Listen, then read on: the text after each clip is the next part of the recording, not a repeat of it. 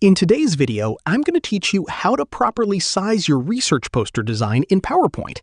Getting the correct size is important to make sure your poster looks professional and prints correctly. First, open PowerPoint and load your presentation, or start with a blank slide if you're creating a new poster. Next, go to the top menu and click on the Design tab. On the right-hand side, you'll see an option called Slide Size. Click on it, then choose Custom Slide Size. A new window will appear where you can enter your desired dimensions. Common research poster sizes include 36 by 48 inches or 24 by 36 inches, but you should always follow the specific guidelines provided by your school or conference.